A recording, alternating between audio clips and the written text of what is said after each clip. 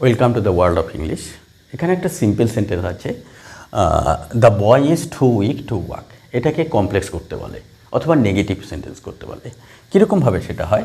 The boy is too weak to walk, মানে হাঁটতে গেলে যতটুকু উইক দরকার তার থেকে বেশি, মানে হাঁটতে গেলে যতটুকু উইক থাকলেও হাঁটা যায় তার থেকে বেশি উইক, যার জন্য হাঁটতে পারে না। এটার মানে এটা। তো এখানে দেখো দ্য বয় ইজ, সিম্পল নিয়ম, এখানে এই ইজের জায়গায়, এই টু এর জায়গায় সো বসে, আর এই টু এর জায়গায় দ্যাট বসে, বাস এটাই নিয়ম। সিম্পল। কীরকম? The boy is, the boy verb যা আছে তাই, ইজ, সো যা আছে তাই, উইক হয়ে গেল, উইক। দ্যাট, এবার ওয়াকটা যে সময় পারবে, যেহেতু ও হাঁটতে পারে না, এখানে যেহেতু এত উইক যে হাঁটতে পারে না, নেগেটিভ বাক্য করতে হবে, ও হাঁটতে পারছে না, তাই আমাকে ক্যান নট ভার্বটা ব্যবহার করতে হবে। ক্যান নট হয়ে গেল। তার মানে ক্যান নট, এই তারপরে ওয়াকটা বসাতে হবে এলকে, কিন্তু এই ক্যান নটের আগে একটা সাবজেক্ট বসাতে হবে। সাবজেক্টটা এবার কোথায় পাবো? সাবজেক্টটা এই বাক্যেই দেখবো প্রথমে আছে, অথবা যদি প্যাসিভ ভয়েস হয় সাবজেক্টটা আমাদের ক্রিয়েট করতে হবে। তো এখানে এই the boy is too weak to walk, এখানে যা বয় যেহেতু আছে, তা বয়টাই যখন দ্বিতীয়বার লিখবো তখন আমরা হি লিখে দিলাম, হি ক্যান নট ওয়াক। তাহলে কি হলো? The boy is so weak that he can not walk.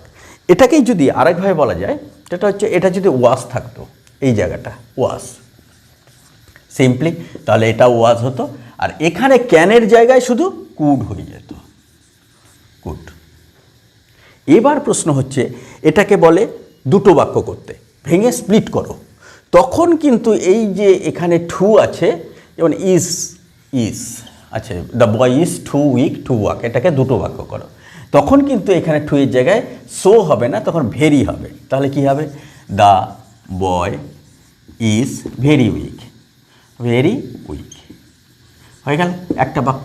দ্বিতীয় বাক্য, এই যে এখানে আমি যেটা লিখেছিলাম হি ক্যান নট ওয়াক, ওটা যা আছে তাই, হি ক্যান নট ওয়াক। এটা দুটো বাক্য হয়ে যায়, এটা স্প্লিটিং হয়ে গেল। স্প্লিটিং হয়ে গেলে তখন ভেরি আনতে হবে, আর যে সময় আমি নেগেটিভ করব তখন ক্যান নট করে সিম্পল বাক্য ব্যবহার করব।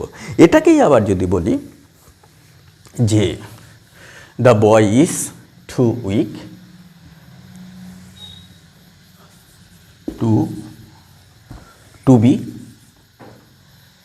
টু বি ইনভাইটেড, ইনভাইটেড, খুবই দুর্বল ওকে ইনভাইট করার জন্য, ইনভাইটেড হবে না, তখন এটা প্যাসিভ ভয়েসেই ব্যবহার হবে। কীরকম?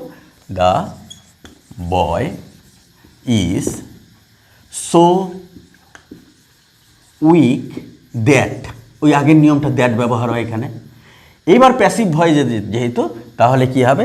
হি ক্যান নট বি ইনভাইটেড, এই যে হি ক্যান নট বি, যেহেতু এখানে টু বি মানে প্যাসিভ ভয়েস আছে, তাহলে ক্যানের, আমরা জানি মডেল ভার্বের প্যাসিভ ভয়েস করতে গেলে বি নতুন করে আছে, তাহলে ক্যান নট বি ইনভাইটেড,